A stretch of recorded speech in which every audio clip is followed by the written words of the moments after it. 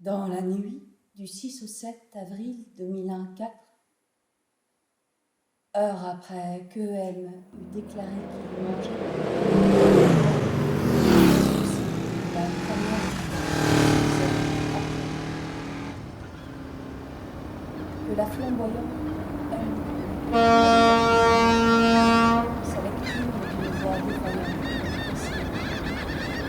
dans le méchant l'arrangement soulagement, enfin l'auditoire des sursauts passionnés et d'impatience presque d'hostilité.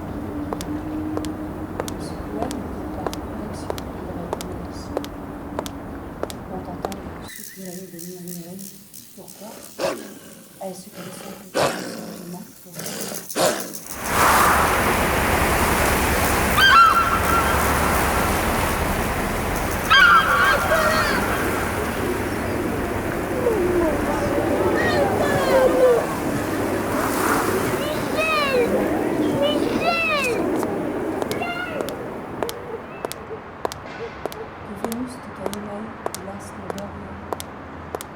mais je ne le savais pas, ne songeais pas même à dormir ce début d'anniversaire.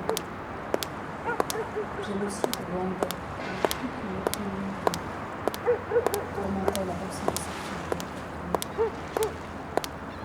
agonisant ensemble de sa mère et de Dieu tout jeune.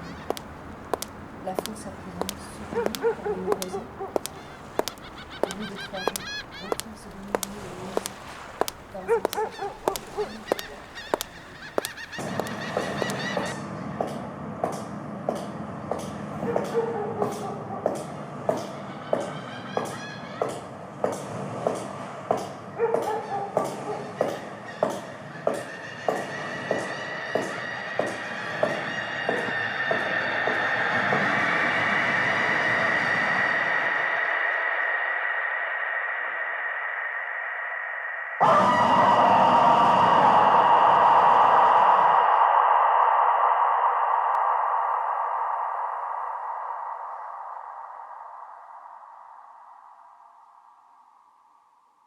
Parce que je ne porte pas de Minerve, que le médecin n'en prescrit pas, s'étonne lui-même, ne comprend pas. Comment ai-je pu oublier une chose aussi importante, dit-il, mais plus tard, quand ça ne vaut plus la peine et je ne m'en offusque pas.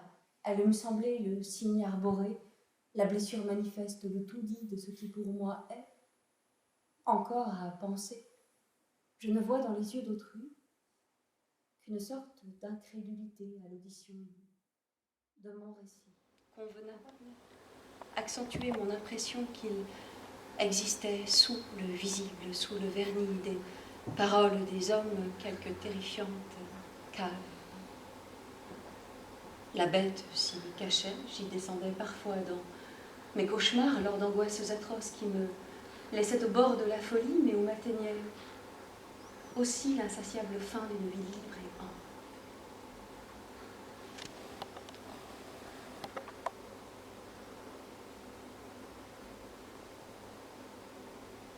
Je me demande, presque pour rire, si l'ombre en trop n'était pas mienne, était-elle celle de la bête? Je ne pouvais, pour la rendre descendre là d'où l'on ne revient jamais, pas si bête, ou était-ce ma peur humaine enfin gagnée? Et si c'était la bête elle-même, sa griffe, malgré ma victoire apparente et la force éprouvée dès l'issue du combat, sa griffe, insidieusement en moi laissée, ne risquait-elle pas de m'entraîner? Je ne pouvais pas faire l'éloge de la fuite, l'ombre, la garce me suivait. Mes luttes passées n'étaient d'aucun secours. Quand la bête est dehors, rien ne sert de pleurer ni de dormir, tenir tête et d'aimant, elle ferait de chacun une bouchée. Il faut être instinctif, stratège zélé, prudence et audace conjuguée, se garder hors d'atteinte, mais ne pas naïf, la quitter des yeux, l'obliger à se rétrécir elle-même et pour finir, la faire pénétrer dans la cage dont on a, par sagesse, fortifier soi-même les barreaux.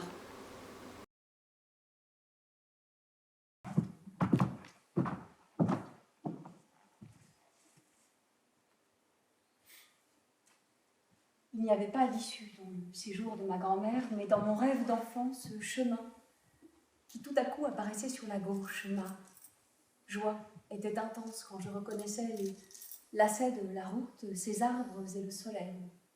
Ceux de mon rêve, car le trajet réel n'avait rien de comparable, absolument rien, mais ces lacets, cette façon-là de tourner entre les arbres, ces jeux d'ombre et lumière dans la forêt.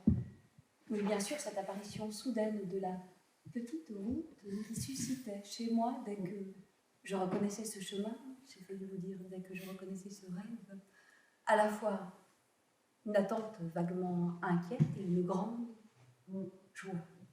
Vaguement, car je savais, j'étais certaine, que le chemin apparaîtrait ici, sur la gauche, mais seulement au tout dernier instant, lorsque nous arriverions devant lui, comme si le regard l'ouvrait, comme si le chemin ne préexistait pas à notre approche, mais que celle-là, au contraire, et ma certitude qu'il ne pouvait cette fois encore qu'apparaître, créait ce chemin qui,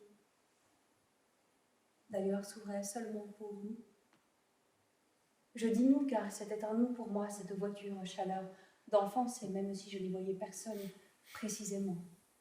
Mais c'est seul que j'arrivais de nuit, dans le village de montagne où se trouvait l'autre maison de ma grand-mère. La lumière de ses joues et les tons rouges, doux et chauds disaient l'empreinte maternelle, mère et grand-mère. La maison était vide, ouverte, j'y pénétrais en descendant 3 marches, puis il ne restait qu'à grimper l'escalier, puis de trappe en trappe se hisser, les plafonds devenant planchers, ainsi de suite. Même allégresse dans cette ascension, même joie et confiance mystérieuse que lorsque se manifestait tout à coup le chemin dans les bois. Je savais que ma chambre était la plus haute de toutes. Mon rêve jamais n'épuisa la montée